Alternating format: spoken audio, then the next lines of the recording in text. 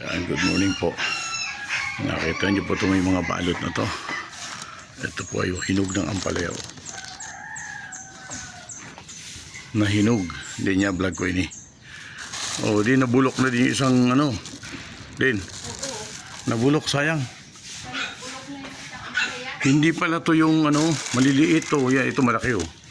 Yung mga bilog na wala. Ayan. Oh, tingnan mo to. Ito yung aming suha. Oh, sa labas, ang dami oh.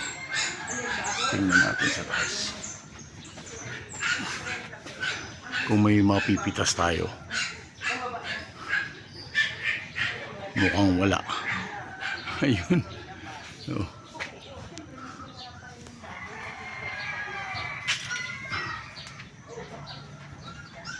Itong rambutan malapit na mamunga. Malapit na. Malapit na mamunga. Yan, ginugulay na puno na yan. Yan yung tawag na sa amin, lubi-lubi. Oh, last nung pumunta ako sa bundok, nanguha ako ng gabi. Yan ngayon, oh, buhay na. Oh. See?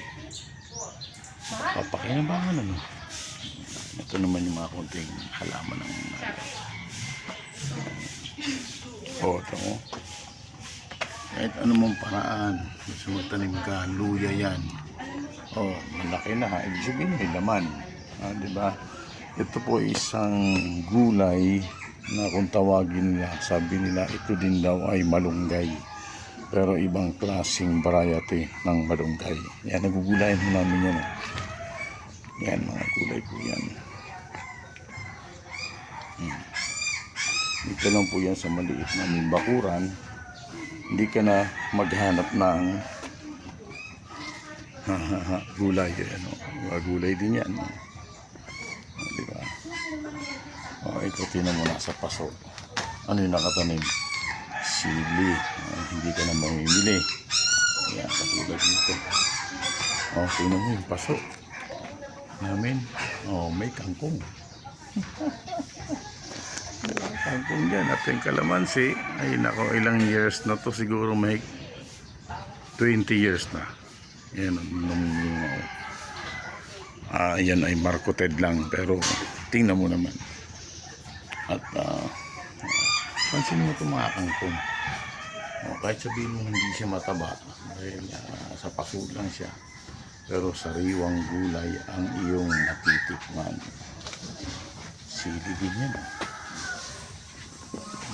Ito yung gusto kong dalhin sa La Union, kasi ito ay tawag dito pandan. Masarap yan luto, kasi bawat mga sira naming siguro nga bawat sirang mga balde yan, lahat yan po ay may pakinabang. May papaya pang nabuhay ay tingnan niyo yung papaya ko rito. Ayun, may hinog na naman di ba? Pansinin nyo, ang katabi niya may suha dahil bunga. Pero bakit may mga itim? May sakit nga ang suha. May sakit ang suha sigurado. Yung aso ko naman kinig yun. Nakita mo.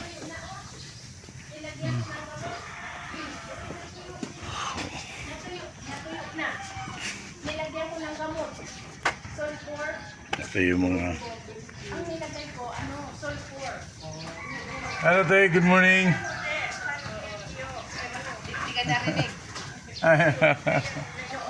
Hello tayo, good morning.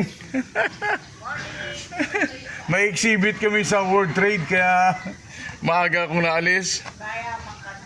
Ay, mayaman. Meron bang mayamang labandero.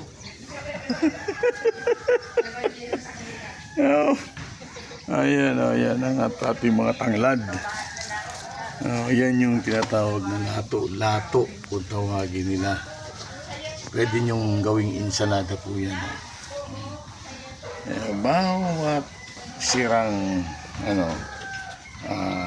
mapapakinabangan po yan.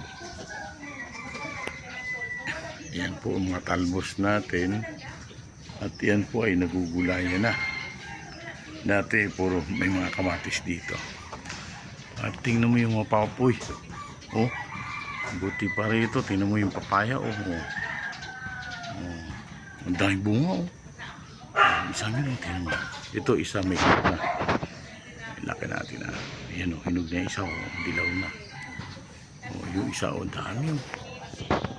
Oh, ganyan kadami yung ating mga bunga. Oh. May kalabasa. Alam mo itong kalabasan to. Ang dahon niyan ay kinakain lang ng ang aso namin. Ay, nalakihan ko yata sila. Kaya pangit. Dito natin yung ayan. At yung kamyas natin, ayan. Dito ay may isang bunga ng saging.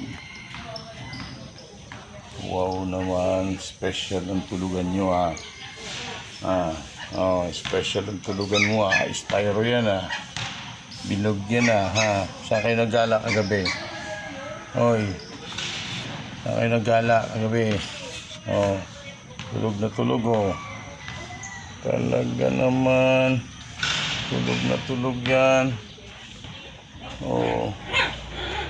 Talaga may mga bagong ano kami doggy ay talaga hindi ko ba naman talaga dati po may mga similya naman silang halaman yan. Kaya kung magtatanim tayo meron ka ding malapit ng mamunga to din malapit ng mamunga. Ayan sa labas namin ay bayabas. Ayan, bayabas yan. Hinog ng kalamansi. Tingnan natin dito. Ayan. Laman din yan. Itong gilid na ito, ginagawa namin dito lahat ng mga nabubulok, gulay man, pinagtanggalan, kanin, nakabaon dyan. Walang problema yung lupa na kukunin mo kasi nandiyan na sa loob niyan. Pag nabulok, yan yung ating fertilizer. Pwede mong i-recycle ang lahat ng pwede pakinabangan. Yan ay suha, ganda Kasi last, napunta ko lang rito 3 weeks ago. Pinanggulay ko yan. Ngayon magugulayan na. Diba? Okay, bye-bye.